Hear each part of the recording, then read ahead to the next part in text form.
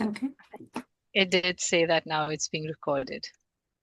Okay, amazing, fantastic. Good morning, everyone. Thank you for joining today. So we are starting our eighth talk of the SAWHE Researcher Series for 2026. My name is Dr. Rumi Begum. I'm a senior lecturer in nutrition and exercise science. I'm based at the University of Westminster in London. So one of my roles then, as I've mentioned probably a number of times, is that I'm the events manager for SWAHI. So one of the big tasks for me when I joined was to set up this researcher series. So we've had some fantastic speakers along the way, and today we've got another fantastic speaker. I'm co-chairing this session with Zainab Al-Sadiq, who will introduce our speaker shortly. Just to let you know, these sessions are safe spaces for you to listen in, connect, ask questions, gain knowledge, and maybe even think about future directions in terms of connecting and collaborating with people. So without further ado, I'm going to pass on to Zainab, who will introduce our guest for today. Thank you, Rumi.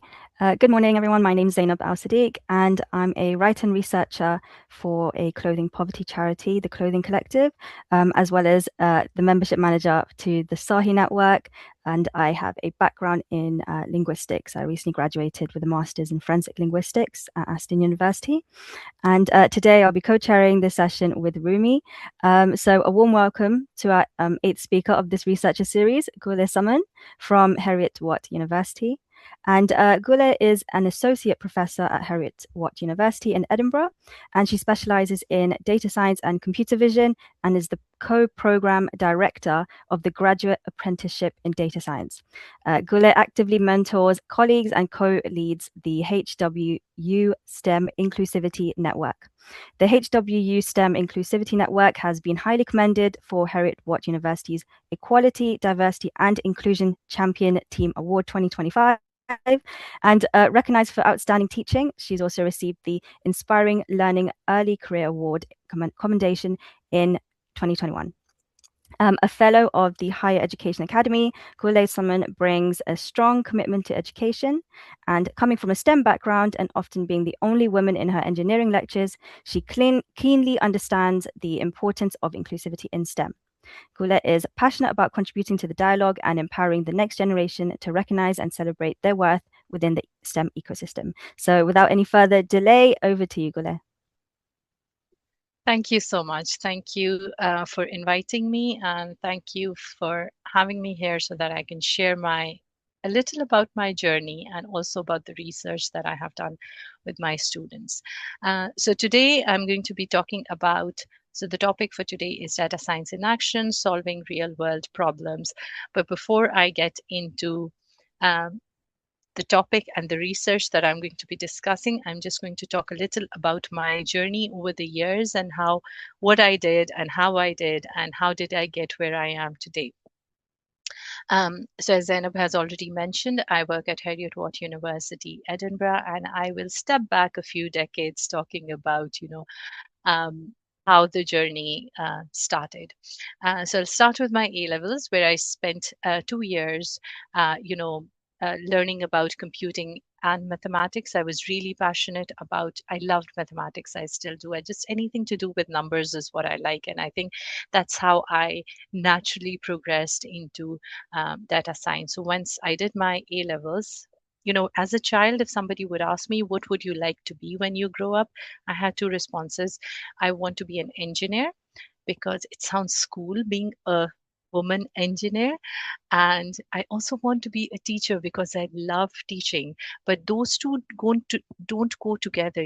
Either you could be a teacher or an engineer. This is my perception when I was a child. But I did my A levels with maths and physics. I didn't have chemistry, these are the three courses that are required for entering into engineering school.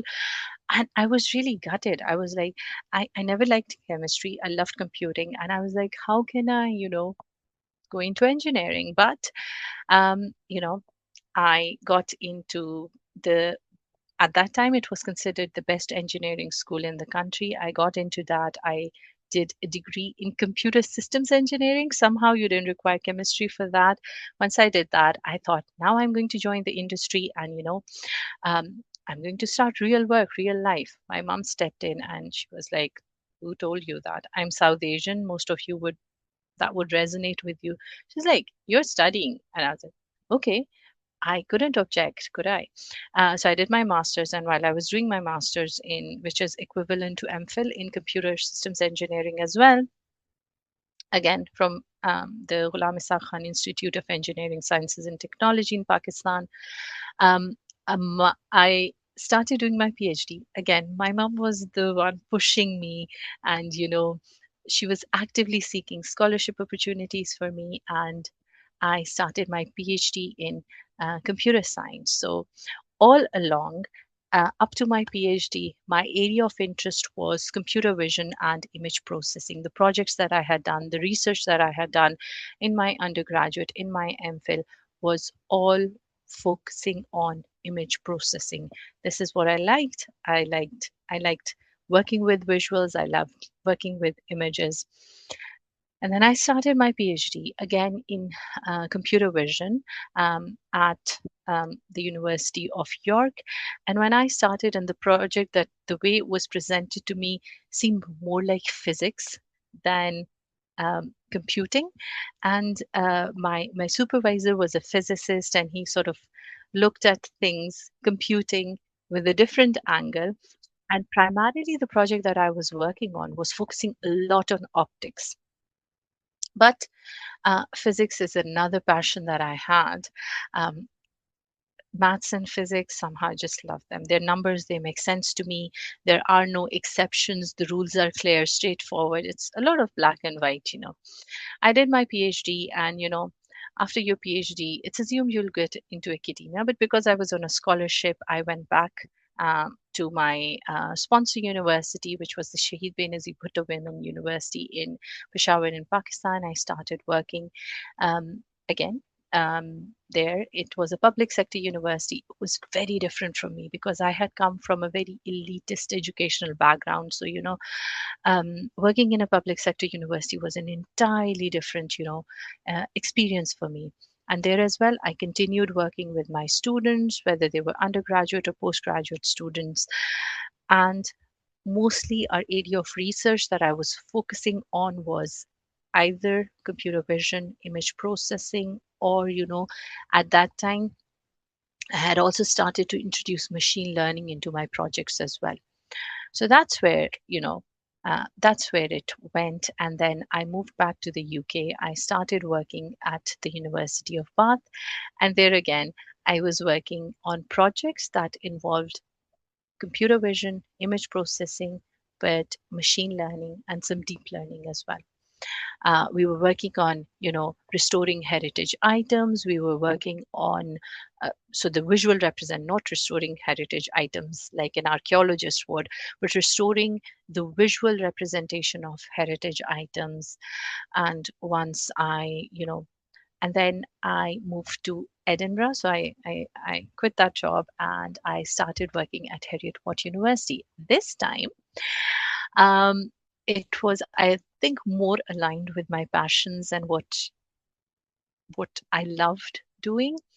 So if you see throughout, I wanted to be an engineer. I became an engineer, but then I loved that teaching bit as well. And then, I was in academia. I love interacting with students. I love interacting with people and sort of talking to them, learning from them. So I don't consider learning as a one-way street. I consider it as a two-way street. And this opportunity that I got at Heriot-Watt University, where I started working as an academic on the data science graduate apprenticeship program, was the right opportunity for me, because on the graduate apprenticeship program, you're actually teaching professionals. They bring in their knowledge from their businesses and you give them the knowledge, the academic knowledge about data science, right? And the principles and the theory that govern it. And when they bring in their problems, you try to solve the problems together. They bring in their learning as well. So it's like, again, like I said, it's a two-way street where we work together to solve problems in a guided way. So we sort of nudge and guide them in the right direction. Well, they take on ownership of their journey and they do it. It's quite a unique, it's more like the graduate apprentices are more like postgraduate students, but they are very motivated and self-driven because they're getting those inputs from the workplace as well as the input from their learning provider, which is the university that they're working, that they're studying in. And while I was doing that, because I'm so passionate about outreach, public engagement, inclusivity in STEM, I started my new role as the co-lead of the Heriot-Watt STEM Inclusivity Network, where we have been doing quite a bit in the sort of inclusivity space. And recently, I have taken up a new position as the Associate Academic Dean at Heriot-Watt University as well. I'm still discovering what I need to do, and I'm still learning and doing stuff in that sphere as well. If you ask me where would I be next, what are my next steps, I don't really know. I just take things as they come, and it's not all planned out for me. Opportunities come, arise, and then I sort of choose. So that's about me. It's a bit of a bit of a bit of background as to what I have been doing and how I have reached this position. So I should have mentioned that in my role while working on the Graduate Apprenticeship program, we work on different projects that come from the industry. So my students who are working professionals in the industry, different industries, they bring problems from work and they're like, I want to work on this project and try to solve this. So my research is primarily focused on how we can apply data science principles in order to help them solve those problems that they want to solve at their workplace. So I'll talk about the research areas that I've worked in so far. So like I said, throughout my educational career, I was working on image processing, computer vision, and so on.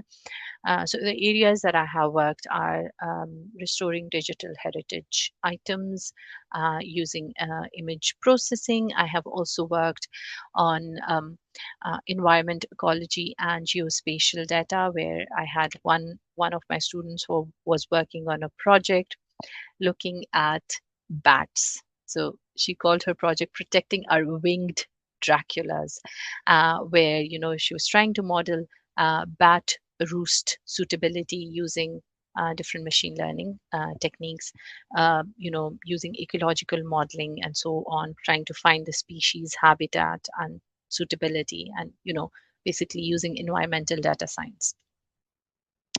I have also, again, my students have applied data science principles to improving digital services. They've used it in UX and the financial sector as well. We have done projects on public sector IT, improving public sector IT management, and we've also used data science principles and applied them to health and in the health and social policy. Improving the health and social policy or analyzing it in the public sector in Scotland. And they've also worked on using natural language processing and text analytics as well. So I've put two projects for today's talk. And the first one that focuses on basically using natural language processing and text analysis.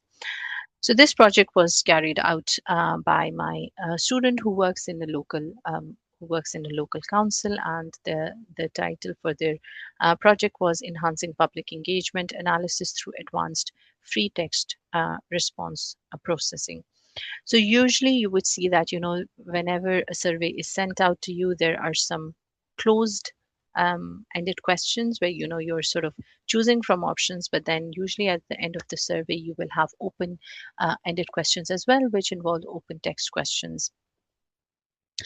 And sometimes personally, if I see a questionnaire or a survey with a lot of open-ended questions, I sort of, move away from it because I can write a lot, I can write too little. I don't know if there any action is going to be taken based on the feedback that I'm providing, and so on.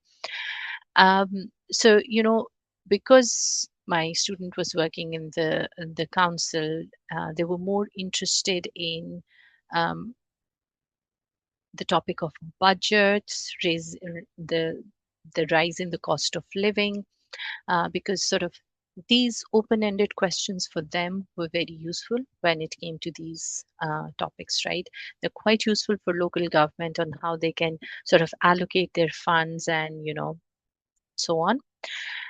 But the reality is that, organizations avoid these open-ended questions because if you are to analyze these questions or if you are to analyze these responses manually, they're quite time consuming, they're quite costly, they're resource intensive, and the results that you get, they're inconsistent between different analysts because different people are going to perceive the responses in a different way depending on their background, depending on their perception and how they have experienced things, right? So the frequency of public consultation is limited as well. So this means that, the responses that you're getting, the kind of input, the feedback that you're getting leads to reduced democratic participation. You're getting less detailed citizen feedback.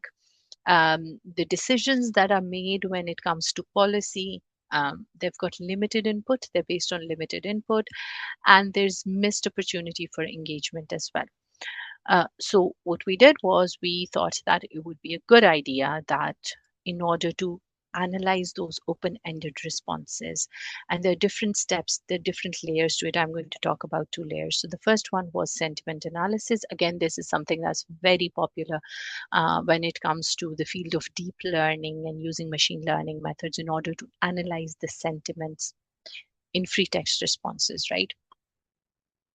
So there were 4 sort of streams that my student used.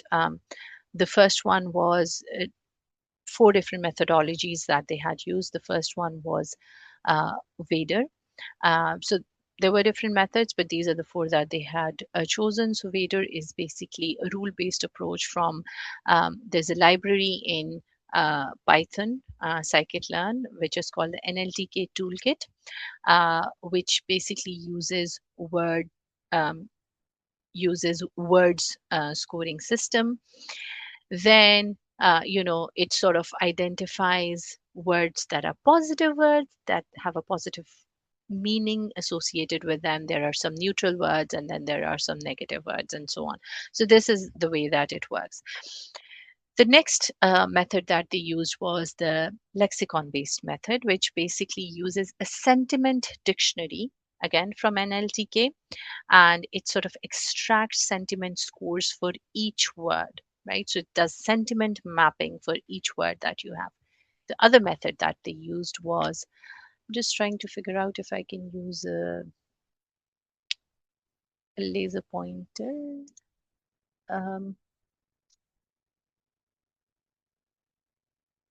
Yeah, here we are. Okay, so the next methodology that they used was k-means clustering, which is a very common sort of when you're starting to learn machine learning. It's a very common machine learning technique, a very basic machine learning, unsupervised learning, machine learning algorithm, clustering algorithm, which sort of groups together similar responses. So if you're getting a negative response, all the negative responses would be put together, all the positive responses would be put together, and all the neutral responses would be put together. So it's a common unsupervised learning clustering algorithm which groups your similar responses. And the last method that they used was BERT, right? It's an advanced sort of deep learning technique, an advanced transformer model, which is able to capture contextual relationships in text. Okay, so each of these methods uses a unique strategy to analyze the sentiment in the text actual responses that were received by the council, starting from the very basic techniques to the more advanced techniques. And I will show you some of the results that we got, So what my student did was they also used some human annotators from the council to analyze the responses. So what the human annotators did, they mostly classified responses as neutral. So that would be this category, right? So the human responses are given in the light blue. Then we have the responses by Burt. Then we have the lexicon method. We have Vader, and then the k-means clustering technique. So these were the 4 techniques that were used, right? Now the human, if you take a look at this plot, the human annotators, they mostly classified responses as neutral with relatively few instances. Take a look at this, very few instances of positive sentiment and a moderate number of negative classifications. But if you look at the machine learning algorithms, which would be these 4, BERT, lexicon, Vader, and k-means, BERT achieved the highest agreement score with human annotation of 0.71. So if you take a look at this, this is a correlation heat map that we have got here. So that's the highest score that we have got. So we are not looking at the values on our diagonals because this is the correlation of the method with itself. So we are not looking at that.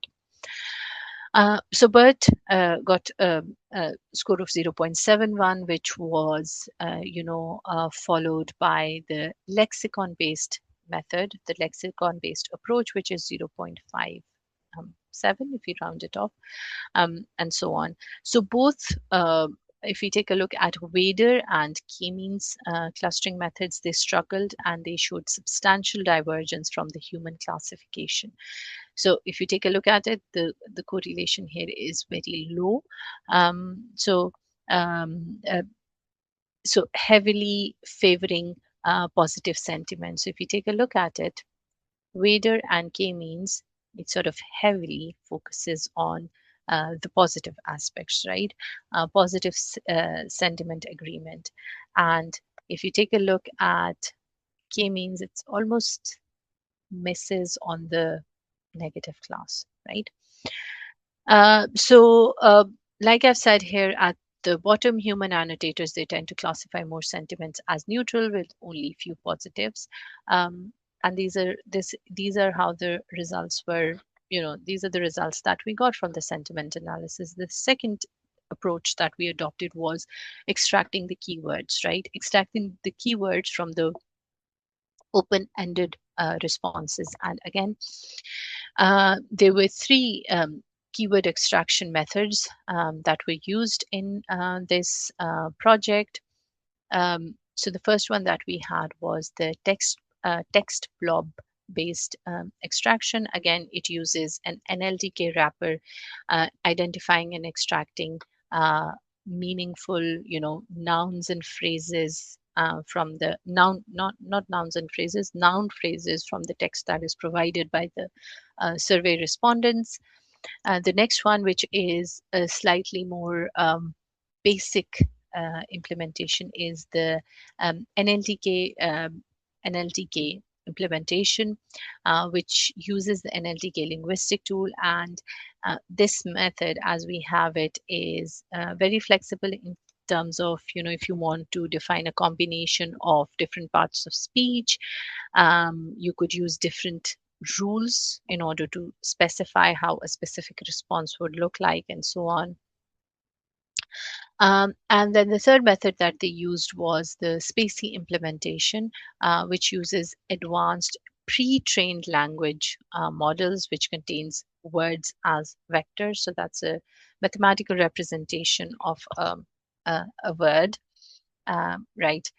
Zainab, maybe because you have a background in linguistics, you might find this interesting. Allowing extraction of noun phrases, and those noun phrases in SPACY's terminology, they're called chunks. So again, each of these methods, they have a unique strategy of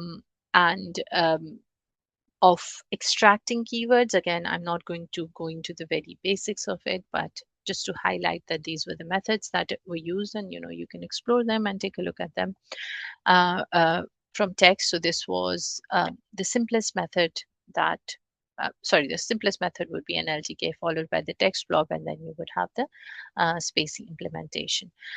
So these were the results that we got from keyword extraction. Now, if you take a look at these results, they're quite interesting.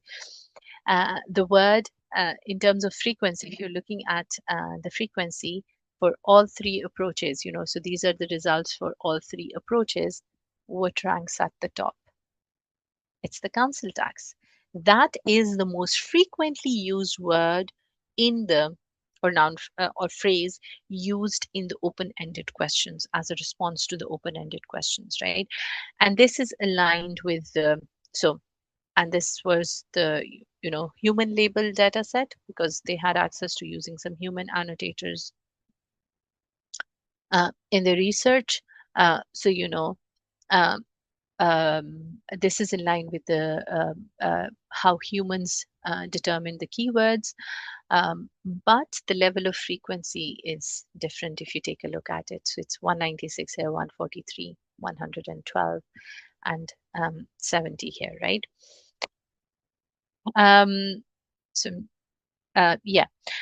the evaluation of keyword extraction methods was challenging, and it relating to the fact that humans were defining keywords per record, and the machine learning algorithms used text combined from all the records and then identifying the keywords for the whole sort of input that was given, right? And it's called, in terms of it's use of language in machine learning or deep learning, it's called corpus. I don't know if linguists call it corpus as well, but that's what we call it.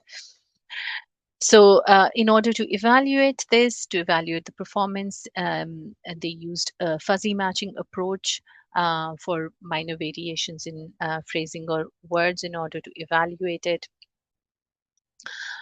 They also evaluated the diversity score. So this is another metric that was proposed by a scientist, I think they're called Nadine, and it sort of measures how well extracted keywords cover the breadth of the topics within a text, and higher scores indicate better topical coverage.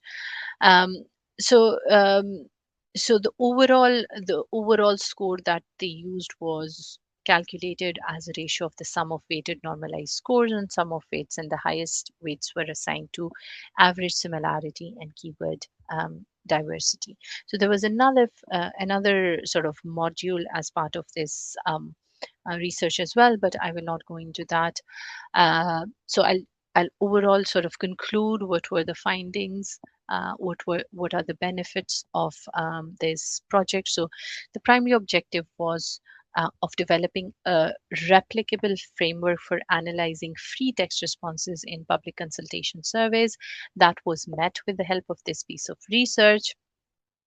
There are benefits for the local government in terms of the resources that were required in order to conduct this analysis. So it was, the analysis was faster in terms of the time. It was again better for the resources in terms of the reduction of cost because it was automated processing, and the results were consistent. So there was no analyst bias involved in this, right? In terms of citizens, again, there was better engagement. There was more opportunity to get feedback from the citizens and analyze it. There is potential for policy action because it's analyzed quicker, the responses are faster, so it can turn into policy and all voices are heard. It's a comprehensive analysis. You can use the entire data set to analyze the responses rather than using a subset of responses. The process, as you see it, it's quite transparent. The approach is standardized, which is a win-win situation. So, this project overall, it would have a positive impact on how the local government takes their decisions, how they, work on certain aspects, on improving their policy, on improving the way that they handle the citizens, and like we said, on maybe improving how council tax money is handled, or how the queries regarding council tax are handled. Like we saw that was the biggest concern in all the open-ended responses that were received. So do I have time to go over the next project, or are we short on time? I think we might be a little bit short on time, Gule, unless it's just a slide or two. It is 2 slides, but it's the talking that I'm doing today. So I'll just quickly go over it. Yeah, I'll just sure. introduce you to it, and then So this was another project that was done by my student who works for the Scottish Power Energy Networks, which looks at link box state identification.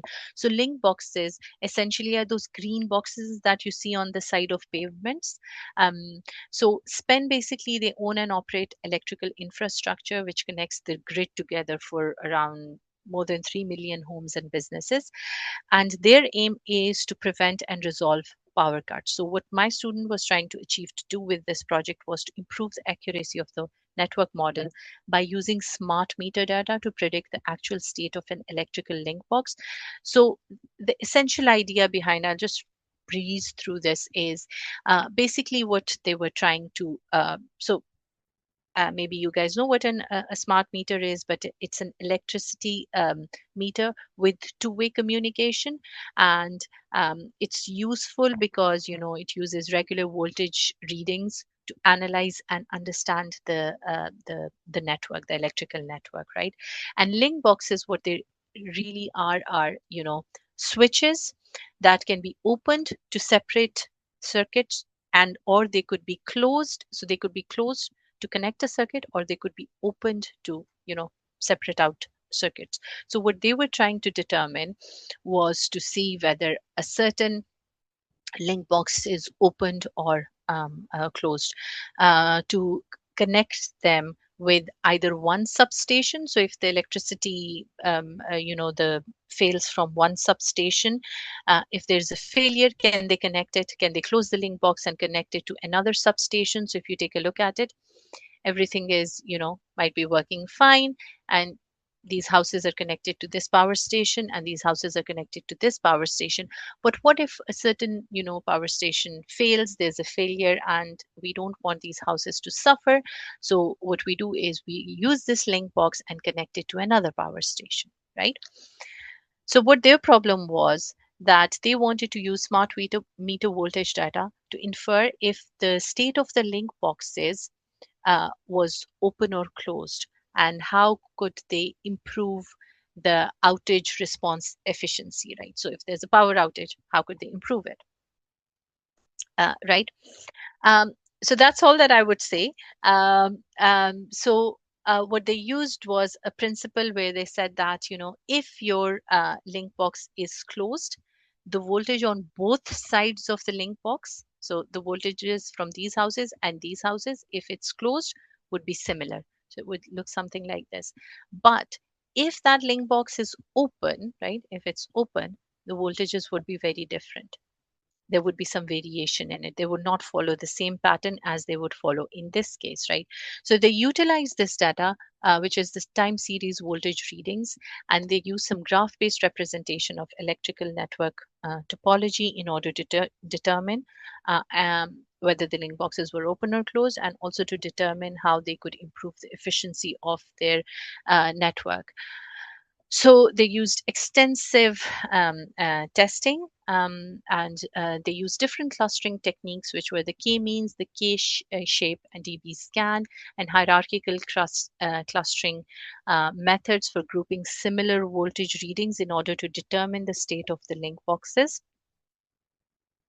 And that's the extent to which I would go, but I will conclude by saying that they, like I said, they use graph algorithms to identify the paths of links through link boxes and smart meters before and after. They primarily use the voltage data of these smart meters, and again, clustering methods in order to see how they were working. So in order to quantify the cluster separation, which is a concept that we use in machine learning, they use entropy to determine that. And, the results that they got from this research were quite good. They're quite promising, but they would be validated more with the help of, a bigger data set, an extensive data set that would help further verify the results of this piece of research. So they were working with quite a small data set, and if they had access to a bigger data set, that would have given them more information about how well they were performing. So just to conclude, stepping back, both these case studies or these projects that I spoke about, they show how data science can turn complex, messy data into practical tools for public sector, and how you can use the same principles and apply them to solve different problems, diverse problems. It's just about contextualizing and knowing about your problem and knowing about these approaches, these methods, and applying these methods to the problem, and you have the solution. But it takes a bit of creativity in order to come up with the solution. Essentially, the methods used are the same. So yeah, thank you so much. Sorry, I had to rush through the last bit. But if you No, have further question, you can connect with me on LinkedIn using this QR code, and we can have further discussions. amazing. Thank you so much, Gule. That was so interesting. I haven't thought